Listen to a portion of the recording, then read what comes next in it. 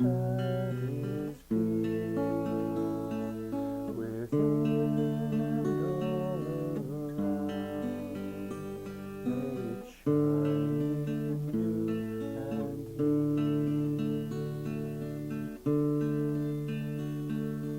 Light that is love, light that is peace within and all around. May it shine in you and me.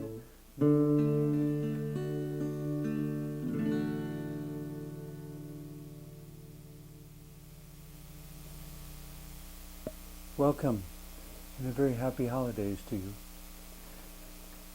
In trying to think of what I might share with all of you this year as my holiday present to you, it finally occurred to me that I could perhaps talk about some of the care packages that I've received in the past, or how a care package can symbolize or represent the whole business of gift giving within our lives, gift giving and gift receiving, and all the implications that can come from that. And of course, care packages can be sent any time of the year. But it seems like culturally, many places around the world have moved toward making late December a time of remembering love for each other, a time of remembering giving and receiving, a time of remembering peace, a time of opening up to differences a little bit more, not that any of us have to necessarily change, but that somehow we remember that we live in a very diverse world, and that what makes, on a basic physical level, what makes this time of year so special is that it's when the whole universe shifts, when the nights have been getting longer and the weather's been getting colder, for everyone except those living in Australia, I suppose, or other people south of the equator.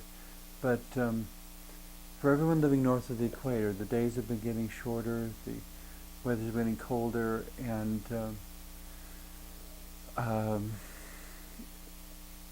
in past times that were perhaps more primitive peoples who wondered what was going on and was the world coming to an end, was it's simply going to keep getting darker until until the light went out and never came back. And lots of fanciful stories were composed to try to give people hope that something would shift again and the light would grow and things would return. And as those who had lived many years began to tell of how every year it does this, every year it gets darker and then it gets lighter again. But they still didn't know why. And so sometimes through prayers or rituals or celebrations, they try to encourage the returning of the light.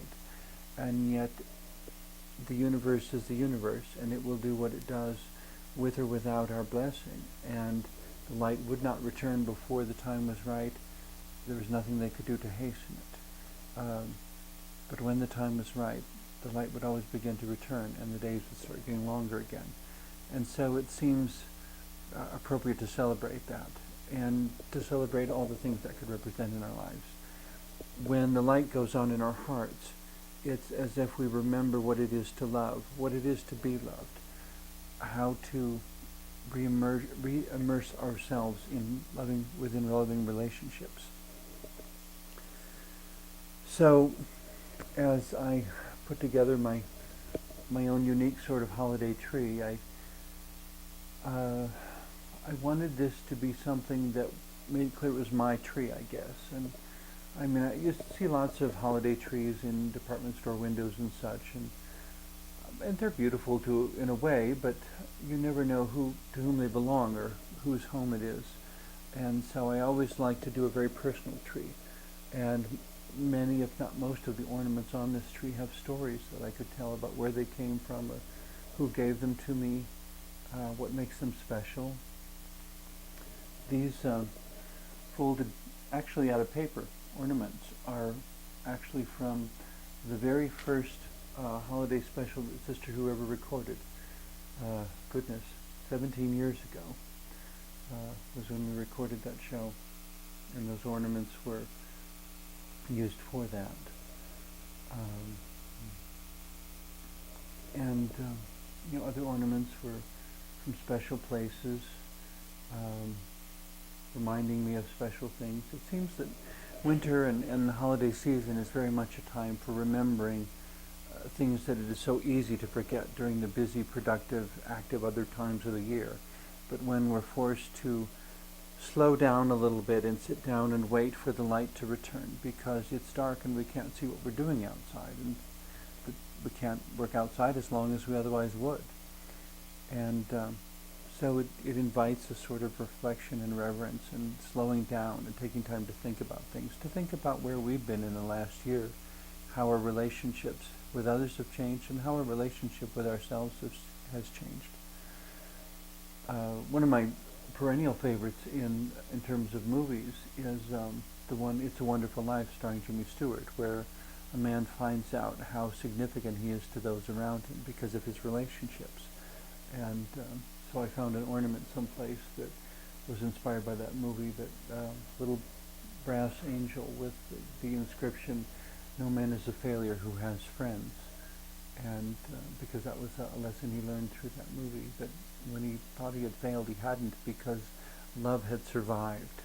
In spite of all the hardship, love had survived. And I think that is probably the most wonderful thing we can celebrate during this cold and dark time of the year, that in spite of it all, in spite of everything that's gone wrong this year, love has survived.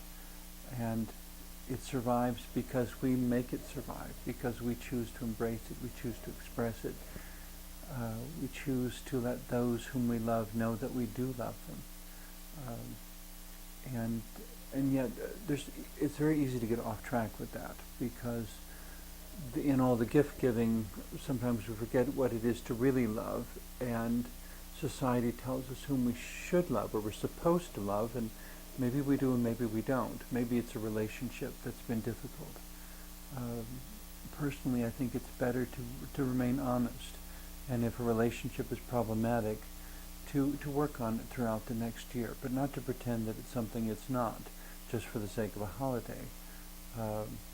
A friend and I were discussing gift giving the other day, and this general perception that if someone gives you a gift, that means you're supposed to give them one also, and we both immediately agreed, but a gift is not alone. A gift is a gift is a gift. It's something you give ideally unconditionally, not because someone gave something to you, and so, or not because you happen to be related, but because you love that person and you want to express that love. And I suggested to the other person that if you have not talked with someone enough throughout the last year to know what it is that they need or want or wish for, or what would effectively convey your love to them, if you haven't talked to them enough to know that, then I'm not sure you really owe them a present. But the very notion of owing a present in the first place is kind of peculiar at best. But in any case,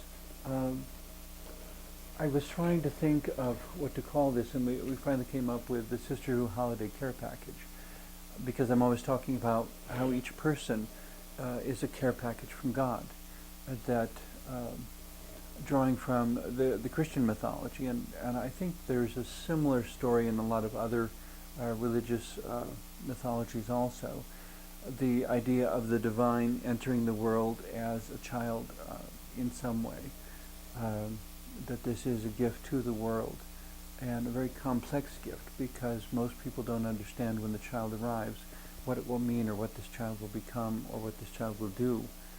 And yet there's a sense in which each of us, when we were born, each of us was also a gift to the world, and the world doesn't always know what to do with each of us, perhaps especially with someone like me. But if I can be Sister Who, then you can be whoever and whatever you find yourself to be. It's not always easy, and people are not always supportive, but you can do it. And it will be a very good thing for the world if you do. But reflecting on some of the care packages I got when I was in college, which, for whatever reason, were not sent to me by my family. They were sent to me by a retired school teacher who was a great inspiration in my life because she was in her 80s, I think, when I met her. And yet she had this continuing interest in life and always wanted to learn new things. And I would mention a book I had read that was particularly fascinating, and she would immediately go to the chalkboard in her kitchen. She had a small chalkboard there because, of course, that's what she was familiar with through all her years of teaching. And she would write the name of the book on the chalkboard. And I don't know if she ever got around to actually purchasing a copy of any of those books, but the way she validated my interest in that book and that it had something interesting to say, whether or not she or I agreed with anything else in the book was beside the point. It was an interesting piece of literature to read. And she appreciated me sharing that, and so wanted to be sure and write down the title so that she could look it up sometime. I always found her a very fascinating person because she had this breadth of vision and understanding about relationships in the world and learning that was fascinating to me. There was one time I was assisting her with placing some flowers in the cemetery before Memorial Day, and she was cleaning away some dead leaves and tending to one of them, and I looked down and happened to notice a particular stone that had a woman's name on it, and I did some quick mathematics in my head and noted, oh, this person only lived, I think it was about 17 or 18 years. And she looked over and saw which stone I was looking at, and she said, oh, yes, that was one of my classmates who died of tuberculosis. And I was amazed. I was a very young man at the time, because when she said that, it was no longer just a stone with a woman's name. It was a representation, a symbol, if you will, of a person who had lived. A person who had lived and died, and who had lived a rather short life because of a tragic disease. But it was someone with whom she was familiar, someone with whom she had played, someone with whom she had enjoyed life. And so her recognition of who that person was, not just the name on the stone, but who the person behind it was, somehow made it come alive. And I think that's when I started getting interested in history a bit more. When it was not just names and dates to memorize, but when it was people who have lived and made choices and experienced good fortune and bad fortune and made the most of whatever they had available to them while they were here. And so I'm not sure who ever originated the practice of care packages, but I think it's a wonderful sort of gesture that one can make for someone, even for a stranger, to learn a little bit about that person, their likes and dislikes, what they're studying at the present time, if they happen to be in school, or if they are living by themselves, or maybe they're elderly or whatever, and maybe they haven't been noticed by the world around them very much of late, but something in your intuition, something just tells you they need to feel loved today, so I'm going to send them a care package. And you might put a variety of things in there that they might like. Food items, being careful not to send candy bars to a diabetic or something like that. But little thoughtful things, maybe a greeting card to let them know someone's thinking of them and hoping that they have a good day. And you could even do it anonymously, so they don't even know who sent it, only that somebody cares that they are here, that they are alive, that they are a smiling face in the expanse of humanity, or a person who somehow is worthy of being loved, and to remind them that they are a person worthy of being loved. What greater gift can you give someone at this or any other time of the year? And with respect to trees, there are trees you see in the store, there are trees that have themed decorations and such. Mine has a lot of symbols of my own story. I think the neat thing about holiday trees is that you can totally personalize them. Whatever your beliefs, whatever your faith, whatever your dreams, whatever your aspirations, whatever's important to you, you can create symbols and objects and put them on the tree so that it becomes a celebration of how multidimensional you are and of how the things in which you believe are important to your life, that they're not just optional sorts of things that well, everybody has to believe something, but that they're beliefs that can guide you toward making your dreams come true, toward relationships that are mutually empowering, toward celebrations that remind you of how precious life is, and that for a certain amount of time you get to share in life, and everyone else does too. And to remind us all to value that sharing in life enough that we do not let our disagreements and our differences divide us, but instead create a world big enough for all the diversity that humanity contains, big enough for each person's uniqueness as well. That what's right for me may not be right for you. What's right for you may not be right for me. But the important thing is that we each find something that works for us, that is right for us, something that draws us closer to love and to wisdom, to peace between each other in a way that doesn't leave us isolated and disconnected, but in a way that allows us to join hands, even with people who go to a different church or worship in a different way or don't go to church at all, that still there is room for love and peace and friendship and wisdom in the midst of this very complex thing we call humanity. So I attempted to put together a care package of all sorts of different things, some of which have stories and memories that I'll share as we go along. But the care package itself even is an interesting challenge. The ones I received when I was in college more often would be wrapped in brown paper because they were sent to me through the Postal Service. And they would arrive, and I would hope that everything inside was not broken and in good shape and all.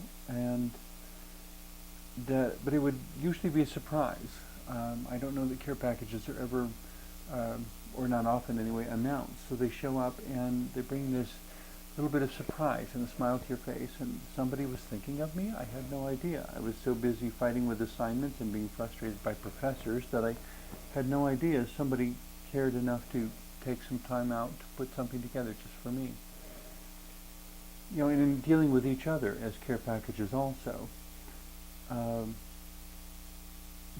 we never know what's inside, and the phrase "don't judge a book by its cover" has been around so long, and of course so many of us still do it. We meet someone and we think we know who they are, and we don't even know their last name, much less what their history is, what church they go to, where they grew up, whether it was in a city or in some poor country place. We have no idea, and yet we charge ahead as if we knew. And maybe another good thing about this time of year is remembering to take a step back and simply listen, because we may not know. And not knowing can be a wonderful thing because it gives us this golden opportunity to learn. And as we listen to another person and thereby validate their life experience, that we're trusting that what they're telling us is true, that allows them to feel respected and valued, and it begins to build a friendship and a relationship. And we don't have to fix them, they don't have to fix us. We can simply be together and hold hands in the midst of whatever our life experiences have been, taking whatever comes our way as raw material and transforming it into something wonderful, so that when somebody gives me a basic tree, I can then decorate it. And I can decorate it like the department store window, or I can decorate it as a Christian tree, a Jewish tree, a pagan tree, a Muslim tree. I could decorate it with astronomical symbols and call it an atheist tree for that matter, or an agnostic tree, someone who has no specific religious belief. But somehow I think there's still some part of each of us that is spiritual, something that calls out for symbols and some sort of meaning beyond what we can see, what we can touch, some sense of what makes it right or wrong, or effective or ineffective, what makes a dream worth holding on to, what makes a dream worth believing in. So the care packages come, there may be a little bit of decoration, which serves no purpose except decoration, but somehow it makes the present more special. When we were growing up, my family was a poorer working class family, so I don't think my parents ever had more than maybe $50 at the very most to spend on all of us kids for Christmas. So sometimes there was only one present under the tree that we all had to share. Sometimes there was something for each of us. A lot of times presents had to be homemade. Some of them, of course, then didn't fit. Some worked well, some were utilized, some weren't. Sometimes people made their best guess and things went a bit awry. But we made an effort to somehow let each other know that this was a special time of year, and that within that we wanted to convey that to the others that they were special people in our lives. That's the ideal anyway. Of course, there are other occasions where people gave because they thought they were supposed to, or some sense of social obligation, and some of those presents wound up being not only ill-fitting, but also, in some cases, unfortunate, in intentions and interpretations that went seriously awry. But we'll get to those stories as we go on, and because all of this ultimately, like I mentioned earlier, it's the raw material from which we begin to put together the special moments of our lives, and we can make any moment special if we're willing to apply ourselves to it. But it's taking whatever raw material you get and transforming it into something even more wonderful. If you're given something wonderful, make it even more wonderful. If you're given something awful, transform it into something wonderful, so that everyone will be totally amazed that you could make this out of that. I always liked the bows, though, because they always capture the light. And of course, this is the time when there's greater darkness, and so anything that sparkles and captures the light is somehow makes us smile, because things aren't as dark as they otherwise would be with that little bit of extra sparkle added.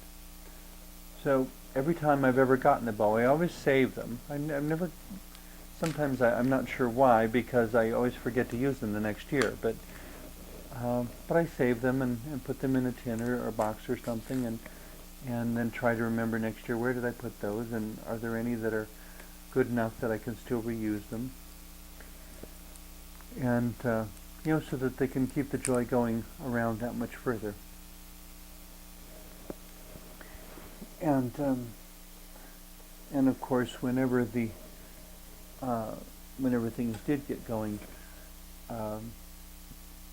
there's always this mystery of wrapping paper. What is wrapping paper for? I mean, it serves a very momentary. It hides what's inside, and as soon as things are unwrapped, some people save wrapping paper, some people don't. Some people try to reuse it. In some cases, it's just too problematic to try to save it because it gets torn and crumpled and everything else. I think sometimes that's like some of the details in our lives, that it's not so much what it is, it's just wrapping material for the rest. It's just something that accompanies getting to where we need to be. It's not intended to be an artwork to frame and hang on the wall in and of itself. It's wrapping paper, it's packing material, and it needs to be there in order to convey something valuable safely to where it needs to be, to the recipient. But the other thing I found in many cases with this sort of, care packages, and then also dealing with people, sometimes there's more than one layer. And so we have to peel off one layer and suddenly find that, well, there's another layer of stuff. And it's not at all like what was on top. The person I thought was this kind of person turns out to be a very different kind of person. But I wouldn't know that until after I peel off the first layer and find out what's underneath.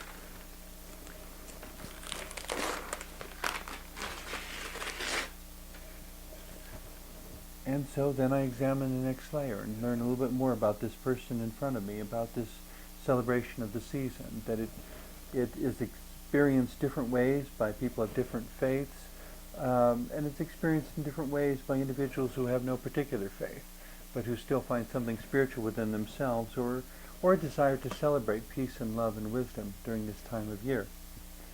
And that in and of itself is a wonderful, rewarding way that we can celebrate the season and deepen our friendships, deepen our own connections with ourselves, to get a better sense of who we are as we continue through our lives, and how we can make even better choices in regards to our own development, in regards to supporting those we love throughout the next year.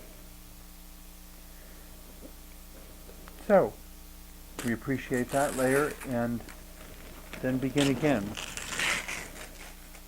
and find there's another layer. And it's different than the layer we had on top. Different than all the layers. I suppose what also comes to mind with all of this is learning to trust each other enough. And finally, the box underneath.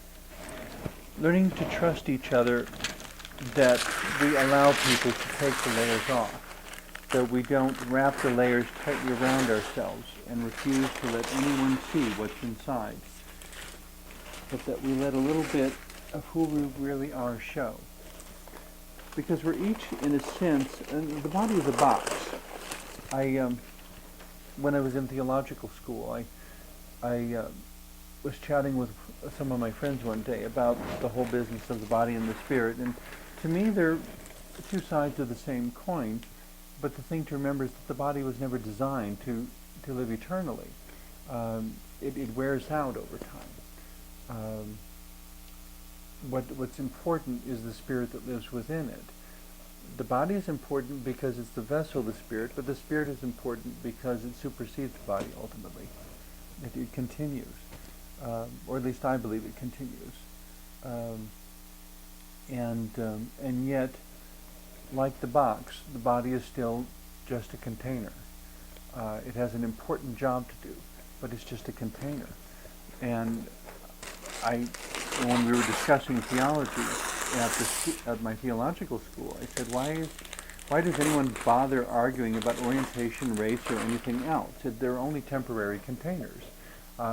When I get to heaven, I don't expect to be a man. I don't expect to have the color skin that I do. I don't expect to have the orientation I do. In my understanding, that which I am at a deeply spiritual level will survive, but it doesn't include all these other details that are really nothing more than the box that my spirit is being transported in during this lifetime. So why argue about the box? What should matter is what's inside, which is where we come back to things like love and truth and expressing your love for others and being there to care, especially when life doesn't feel good, especially when something tears at us and the layers that we carefully put on are all torn apart. And accepting that sort of experience and accepting that sort of loss is simply part of the living of life. Not resigning ourselves to it in some defeated sort of fashion, but seeing how the removal of wrapping paper is essential to getting to the present inside. How the wrapping paper is necessary for conveying the gift to the recipient, but once it has done so, it doesn't need to remain in place. It can be torn away, and we can finally begin to deal with what's inside. In some cases, our fingers are not adequate, and we need tools. So, and always be very careful with knives. Of course, I need to say that. But the way I find that corresponds to life is that sometimes there are tools that hurt, tools that cut us open in all sorts of metaphorical and literal ways. And they're very difficult to deal with at the time. And yet they serve their purpose. And when they have served their purpose, we put them away and we're done with them. We don't have to carry them around or keep the blade out for the rest of our lives. Oh, okay. We start to see what's in the box. I've always been kind of fascinated by quilts. My mother never did quilting much when we were kids, but I heard of lots of other people doing it, and it always kind of made me wonder about all the stories involved in a quilt, because every piece of clothing could be from somebody's dress or shirt, or maybe a sheet, a bed sheet of some sort, or curtains. It could come from anywhere. And, if that fabric could talk, what stories would it tell about who had worn it and where it had been and what sort of experience? And to wind up with something that is composed of such diversity that can keep us warm in the cold, that can tell the story of where it's been and of what our relationships have been, that reminds each of us perhaps of how each of us is connected, is a combination of so many connected pieces that we can't hardly count them. But they all have to be there or the work's not completed. Any one of these fabric pieces being removed would leave a hole in the blanket. Any one of our diverse experiences that has helped to make each of us who and what we are removed would leave us incomplete. Which, for myself as a gay man, there are certain situations where thankfully limited numbers, certain people would prefer that I not be gay, or that I not be there and be gay, but it would be like removing one of the pieces in the quilt. The quilt will no longer be complete. Gay is not all that I am, but it is a significant part of who I am. And if it's not there, you won't get an honest, accurate, complete picture of who and what I am. In the same way, you won't get an honest, accurate, complete picture if you fail to recognize that I'm a creative person, that I'm a deep thinking person, that I love hiking in the mountains. All these different things are pieces in the quilt of me.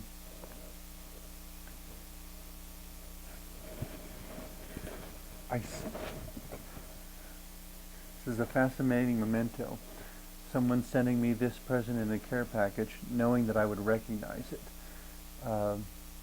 would be a wonderfully thoughtful thing to do. This is actually a blanket that my former life partner, with whom I'm still very good friends, we purchased this when we took a long-awaited and by great effort and saving and living frugally and so forth, we were finally able to take one trip to Germany together, just to have a European vacation together, at least once. And we found someone with an apartment in Berlin, and that wasn't being lived in at the time. And so it was a friend of a friend of a friend kind of situation. And they said, sure, here are the keys, you can stay there for free while you're in Germany, or while you're in Berlin. No one had lived there in a while, though, and so all we found inside was a mattress on the floor. So the first thing we had to do was go to the local department store and buy sheets and pillows and blankets and such, and this is the blanket we bought. So it came from all the way over the ocean, and it was with us during an early November chilly period of the year, and in a foreign country where we were the minority, speaking a different language from everybody around us, and having an adventure of sorts, learning about people and relationships and being in a foreign country. And it was quite an incredible trip, one that really challenged and stretched us in all sorts of wonderful ways. It wasn't always convenient, it wasn't always comfortable, but it was wonderful, even when it wasn't comfortable and convenient. And this, I'm reminded of that adventure by this blanket. How loving and thoughtful of someone to send that to me, knowing that I would remember the significance of it. Oh my. I always wanted the first time I ever heard Glenn Campbell back when I was in grade school, play the bagpipes. I love the sound of the bagpipes. I understand some people like them and some people don't, but it was so wonderful when I was out on my way to an event once and stumbled into, just to fill the time, went into a pawn shop, and lo and behold, here was a set of bagpipes for sale for an affordable price. And I mean, a good set of bagpipes can be so expensive. I wasn't sure I would ever be able to afford them. But finally, after all that time, I got my own set of bagpipes. So, of course, the thing like a lot of care packages is that they sometimes contain things that take a while to learn. No, I haven't learned how to play it very well yet, so I won't burden you with that sound at the moment. But there's something about the totally unique music of the bagpipe that has always totally fascinated me. And to finally be, after all these years, to be pursuing that dream of actually learning how to play and making progress toward one of my little wishful dreams, something that only somebody who knew me fairly well would even know about me. And even my favorite color on the bag. I guess I always have kind of liked the idea of being able to make my own music. That it's wonderful to hear other people's music, but it's also wonderful when I get to make my own, when I get to play the notes and decide which melody it shall be and what tempo it shall be, but it does take a lot of discipline to learn how to play any musical instrument. It's not so much what you do once a week as that you practice every single day. And suddenly, after a few weeks, you find yourself playing something that you couldn't play before and having a marvelous time. And having an ability that other people may even begin to envy because they don't know how to play a bagpipe. They don't know the first thing about it. And I've learned a lot already, even in just the little time that I've been studying it. But I do have a long ways to go yet. I often found, the Postal Service being what it is, my father worked for the Postal Service for over 30 years and finally retired from there, delivering letters through 25 degrees below in Wisconsin and thunderstorms and rain and snow and all that stuff. He did it, walking from house to house with this heavy bag on his shoulder. But because of what happens to packages, of course, when you send a care package, you have to have some sort of packing material. And you might use newspaper, you might use styrofoam. Very often, because it seems someone can always use another one, it seems. When I got care packages, they would use towels around things, or a new sweater or something to use as packing material. And so I got some really nice new bath towels and stuff that way, because some of the ones I had in college were so threadbare and old. So even just to get a new bath towel was kind of a fun, wonderful thing. Like somebody was thinking about even the most mundane, basic parts of my daily life, that it wasn't only the special things, but it was the daily things and the ordinary things that count too. And there's a sense in which I am just an ordinary person, everyone's just an ordinary person, and at the same time, depending on our relationship to time and circumstances, we can be very, very special. Oh. Speaking of which, a mirror. To take the time, I suppose it would be a loved one saying to me, take the time to remember the person whom you are, to look in the mirror and not just to rush from day to day to day to where you don't even know what your own face looks like. So that if we passed a row of photographs in front of you and said, pick out what you look like, would you still know, or would you not have realized that, that you developed freckles, or that you didn't have freckles anymore, or that your hair was not so in place as you thought, or the makeup wasn't applied as perfectly as you thought, or it was better than you thought. Could be any of those. But it's taking the time to look. And all the things that become visible with a mirror that we couldn't otherwise see. I mean, I couldn't look inside my ear without a mirror. Actually, I couldn't even look at my mouth without a mirror. I have no idea what my teeth look like unless I look in a mirror, or what my lips look like, what my nose looks like. Without a mirror, I wouldn't know, even though it's absolutely right there and part of me. Oh, and of course the magnifying mirror. If you want to see things really close up and really big, and sometimes that makes things clear that, oh, I hadn't noticed that. Okay. Well, it's, and not to be alarmed by it, but to take that new information and use that to transform whatever it is you need to do, to transform that object into an even more helpful object. That I can look in a mirror and say, there, I know what my face looks like. I can also use a mirror to brush my teeth, and so that it becomes a tool for cleansing for my mouth and my teeth. I can also use a mirror for cutting my hair, or straightening a costume, or any number of things. And suddenly it becomes a tool, not just a reflective device to see the face, but something that would show me a lot of other things as well. It becomes a tool of perception. It becomes something that allows me to see. Seeing is not automatic. It happens when we look, maybe, but it's always this question of, yes, you can look, but how much can you really see? And with a mirror, you can see even more. So that was really thoughtful of someone to put that in there, so that to give me tools that empower how effectively I can deal with my challenges. Oh my goodness.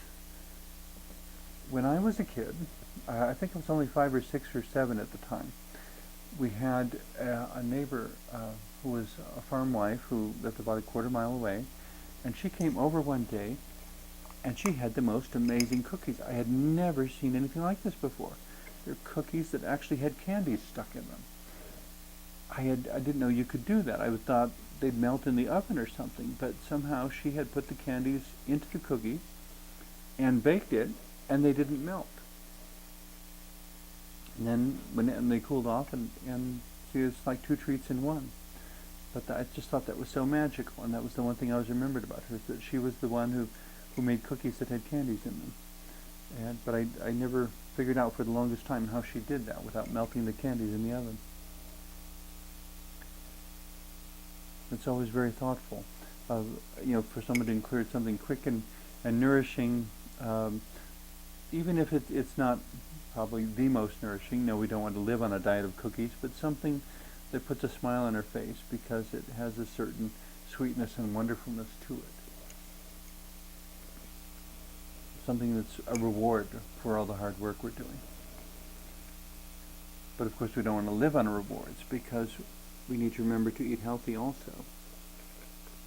But we need enough rewards to know that we have done well, and that somebody noticed that we're doing well and that we're working hard.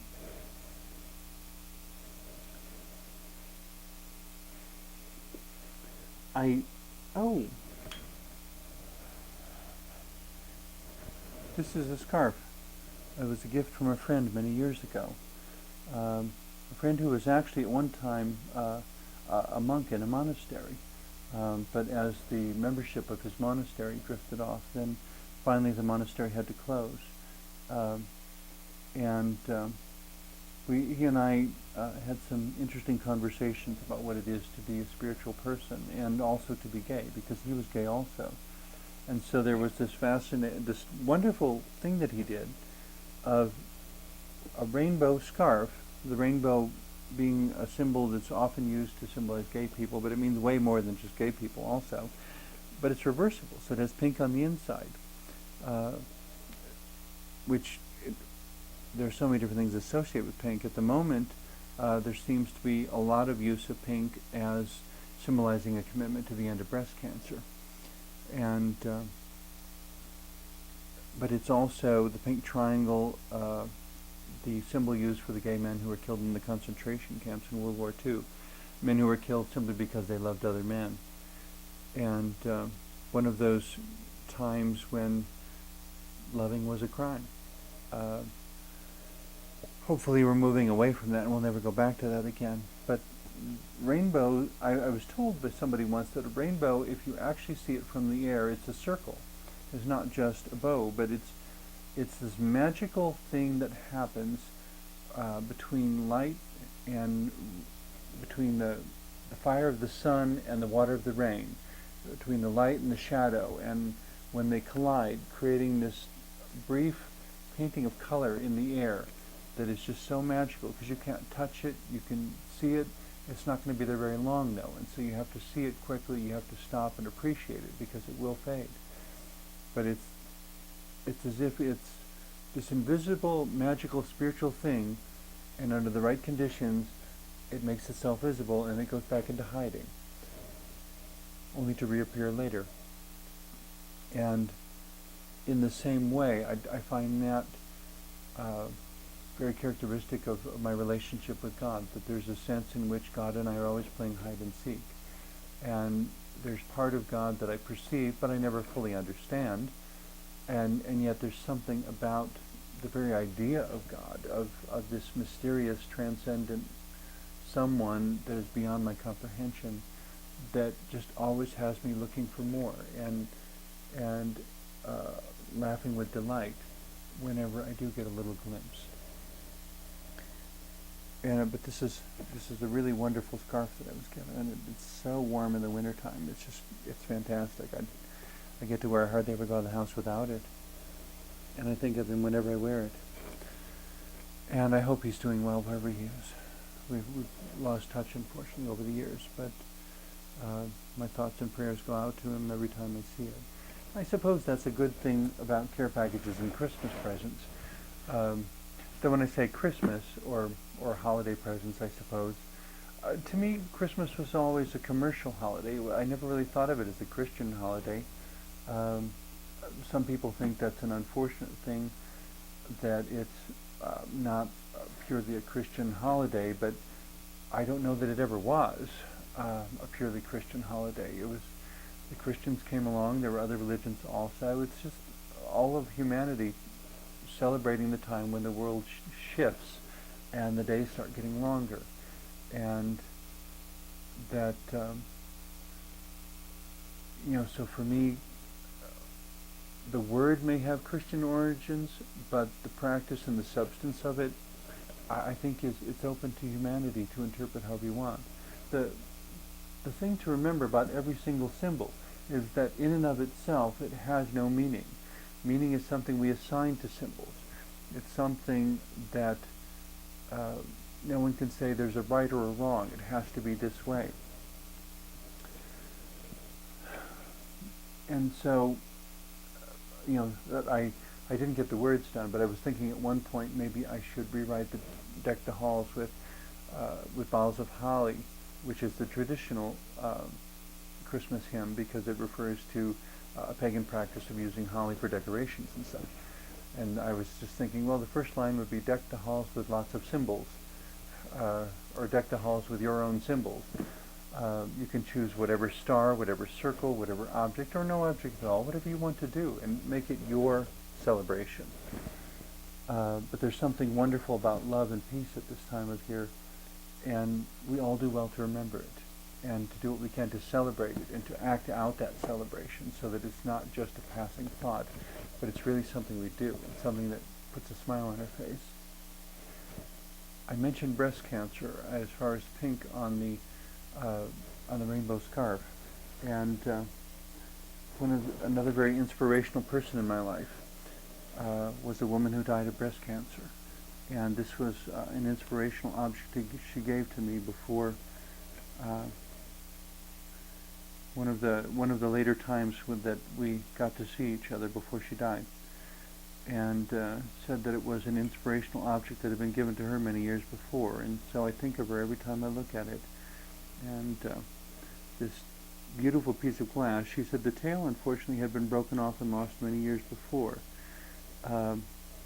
but somehow it didn't diminish the exuberant spirit of the dolphin sculpture, and how, even when parts of us have been broken off by the experiences of life, that there is still part of us that remains to leap above the waves and to dance and to call out to anyone listening that we are alive, we are here, and we will do all that we can to make the world a beautiful and loving place, sparkling in every way we can, making a big splash whenever possible.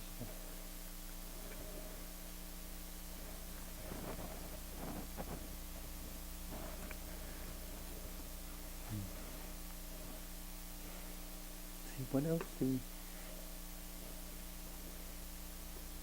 Oh, within every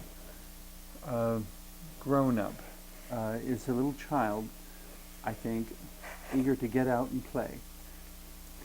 And on that note, somebody who knew me very well decided one year that I should have a train set. And I still haven't... Some people like to take model trains and build them onto boards and put elaborate towns and mountains and everything around them. I've kept it in the box because, I don't always leave it in the box, but I haven't put it on a board because that way I can set it up anywhere I want. It has an oval track that came with it, and I can make it do a loop under the bed or around a piece of furniture or on my dining room table or around my Christmas tree or wherever I want to put it. And in that sense, the train can go more places and do more things. And I get to decide where the track goes and what it goes around. And sometimes life is very much this challenge of laying the track and allowing the child within to suggest something whimsical, something different to try. That we can bring the wisdom of growing up to the exuberance and the fresh curiosity of childhood and just have fun. And it doesn't have to be complicated. It doesn't have to be particularly challenging, but it also reminds us of how we have this creative ability and this way that we can lay our own track, decide how fast or slow the train goes, imagine what it would be like if we were actually riding on such a train.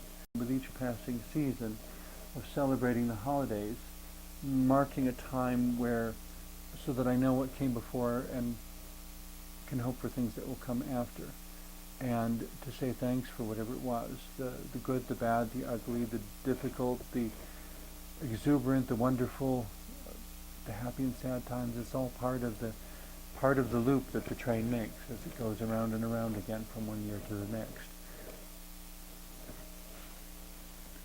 Let's see what else we have in my care package here. Oh,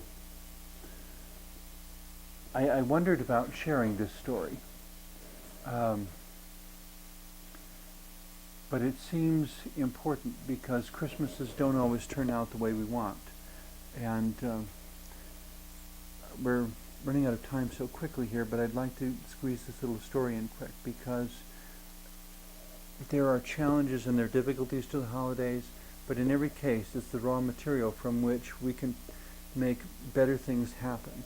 There was a time when I was 13 or 14 or so, and the Citizen Band radio was very popular at that time. On the country western radio stations, the song Convoy had just come out, and everyone was buying Citizen Band radios and learning the slang terms and the language and developing this name or handle, as they call it, to use and talk with all sorts of people and meet new people without actually meeting them. You hear their voice, and you don't know if you'll ever meet in person or not, but it's establishing a kind of casual friendship. And I was a very lonely child. I didn't have any friends, and so I was enormously enamored of having a Citizens Band radio. I wanted one so badly. And of course everybody knew that, from where I wouldn't quit talking about it, but I didn't think we really had enough money for one anyway, and so I wasn't exactly expecting one, but how I wished for one. And so Christmas morning, there was a package under the tree that was about the right size. And I, was just amazed. It's like, oh my God, could it be? Could it be? And I opened up the package and tore off the wrapping paper. And on the top of this box was an index card in my mother's handwriting that simply said, "Here's your CB." And I was so thrilled. And I tore open the box. And inside was a whole bunch of crumpled newspaper and a chicken bone. And I was devastated. And my mother thought it was very funny, as I recall. And I don't think I ever asked for a present after that. But I don't want to get stuck in saying, oh my God, what a horrible thing to do to a child. Because that's not where the story ended. And that's not where any of our stories end either. We have a holiday celebration, a holiday season before us. And there will be good things and there will be bad things, there will be struggles and all sorts of things, but to take that as the raw material and transform it into something good. And so a couple years ago, I finally decided that it was time to put that memory to rest. And so when I was walking through the store, I saw one. And I finally bought my Citizens Band radio. I haven't had it in a car yet because I don't know how to install it, but we made the first step. And I decided that in my life, to the best of my ability, there would be no more chicken bone Christmases. And I think my mother was trying to take a hard time when we didn't have money and to be able to laugh at it. But it kind of backfired because the way she tried to do it didn't come across the way she'd hoped. But we haven't really talked about it since then anyway. And then when I discovered I was gay and I lost contact with my family, so the holidays for me once again are a time of looking for extended family because I don't have any family to spend the holidays with anymore. And that's okay. I don't really want to be the fifth wheel at somebody else's holiday celebration anyway. I want to develop my own traditions. I want to be proactive. I want to buy my own Citizens Band radio and turn it on. And well, maybe one of my friends at some point will be able to tell me how to turn it into a base station, and then I won't have to put it in my car at all. I'll be able to use it at home. And I suppose that's really, when it comes down to it, what the holidays are all about. Developing a sense of family and remembering that we are family, that the world is a shared space, that what matters most when all is said and done is love and wisdom. And by these two, peace on earth can actually become possible. Light that is love, light that is peace, within and all around, may it shine in you and me. Happy holidays, everyone.